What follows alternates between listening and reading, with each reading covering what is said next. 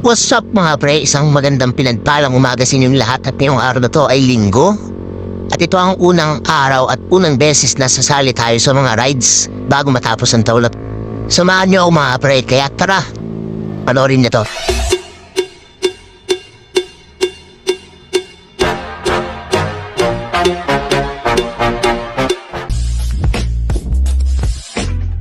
Natin labas na tayo guys.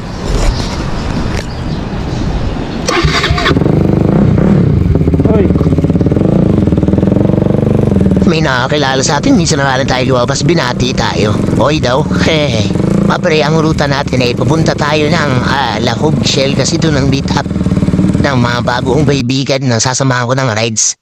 Kaya eto, samahan niyo ako. Punta tayo ng Lahog. Pero bago ang lahat, tumahan muna ako dito kay Kuya Guard kasi iniwan ko yung pambayad sa Shopee kasi may in-order ako mga pre. Kaso di dineliver kasi nga daw. Iba daw yung pangalan kasi dahil ko kasing pangalan mga pre. Kaya ito, papunta na ako dito sa Mandaue. Pinorward ko na mga pre para mabilis kasi ang haba ng oras eh. Tapos baka mapuno yung SD card ko. Mali pa naman yung SD card na lagay ko kanina. Imbis na 128, 32 gig pala yung nasalpa ko dun sa GoPro. Kaya pala nagulat ako. Nabitin yung yung oras. Pero papagas muna tayo para pultang tayo mga pre para hindi tayo mabitin sa gas. Full tank mo. Full tank yan. Premium. Premium. Full tank.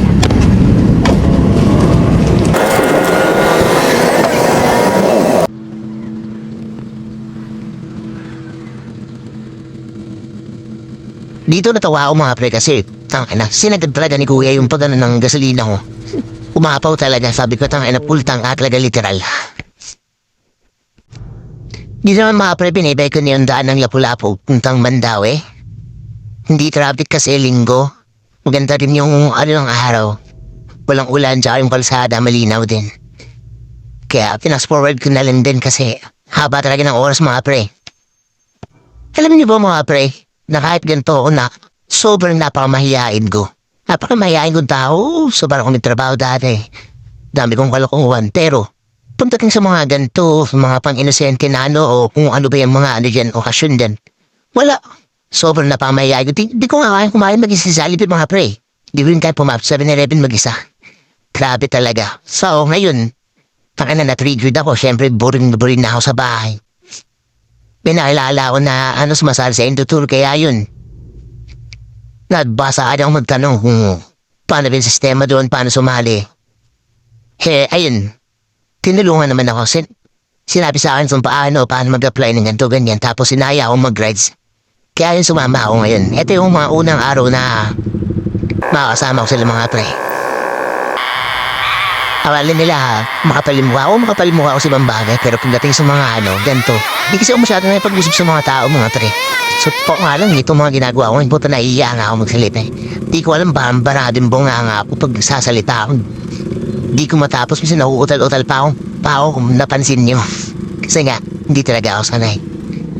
Kaya ito ngayon, syempre, inisip ko na lang, doon talaga, kailangan natin ng may mga bago tayo, makikilala para makahusad. O part mahalibang na rin. At saka marami rin tayong mapuntahan kasi mga tiga rito sila. Tsaka isa pa sabi nga nila, diba? Strangers to friends. At yun yung grupo nila. Strangers to friends. Kasi nung una strangers lang din sila magkakilala. Tapos naging magkakaibigan. Yung magbarkada, nagkasama sa mga rides kung saan mga lakad. Kaya yun, sana makajoin din tayo sa nila. Nasa loob na ako. Ay nahantagan lang lumating sila kasi pag doon ako tumambay si Shell, ang dami naka-big bike na nahihiya ako. Ang dami mga riders doon syempre. Tulad na sinabi ko, diba, unang beses ko palang sumali sa mga ganito, kaya medyo naiilang pa ako. Tsaka parang hindi ko pa alam yung anong ginagawa. Kaya nakikitikot na lang muna ako, naghanap ako mabilan ng tubig. Soft drinks, wala din daw malamig, kaya yun. Naghanap ako ng makakainan, kaya kumain lang muna ako ng almusal. Habang inaantay ko sila, so bumili pa sila ng mga burger, mga pre-burger, tsaka cook para ibigay dun sa mga mamimitik mamaya na picture habang tumadaan ka. Kaya ito mga pre-wet, naborder na ako ng sabaw kasi hindi pa talaga ako kumain eh. Pag-gising ko naligo ako tapos nagbihis, nagayos. Stretch yung labas pero tingnan mo, yan ba yung mukha na nagayos? Parang hindi naman nagayos. Takam na takam sa gala eh, diba? Kaya tapos na ako kumain mga pre, bumalik na ako dun sa tapat ng Shell. Tambay habang di pa sila dumating. Tama niyo, si Yossi muna sa Gedli, tas ayun, maya ayan na dumating na sila. Sila paling nasa hapon ko mga pre. Hindi ko na nabidyoan yung pagdating nila. Ito, papunta na kami na bakit namin ang Balamban?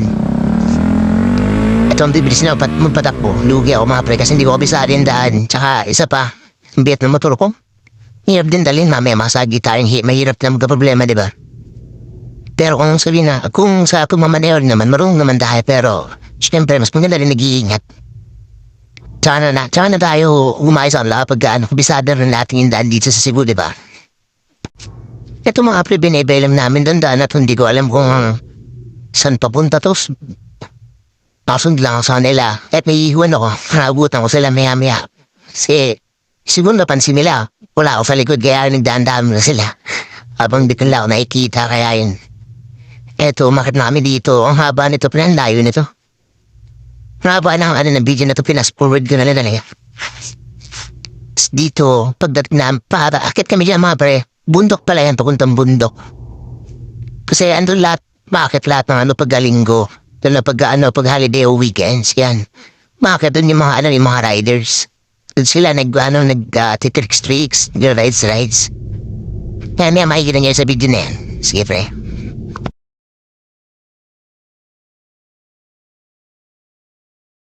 Binaybelang namin yan, binabay mga pare paakyat. Ang binadong grabe ng awit talagang kamay ko. Pero solid naman talaga kaya okay lang din kaya. Eto pare mga pre, samahan niyo ako dito.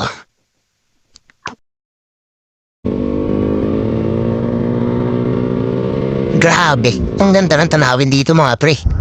Kitang-kita niyo naman ang ganda ng tanawin. Kala ko nga kanina uulan kasi ang dating namin sa taas, grabe ang kapal ng fogs. Hindi pala. Tsaka ang labig dyan pre kung mahapon tayo dyan. Alam ko pine tree yan yung tawag nila dyan eh. Nakadaan na rin ako dito dati nung pumunta kami ng Tuburan. Pero nakasasakyan ako. Pero hindi ko pa rin makabisado yung daan syempre.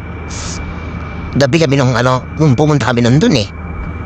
Ito pre gabi yung lubak dito. Parang mawawasak yung pet ko dito sa talon-talon. Kawawa naman yung mags ko dito. Siyempre, ayun, as usual, nakasunod pa rin ako sa kanila kasi di ka naman talaga alam dito mga pre. Kaya yan. Pigalan ng piga hanggang sa ikaw yung mapiga. Siya nga pala mga pre.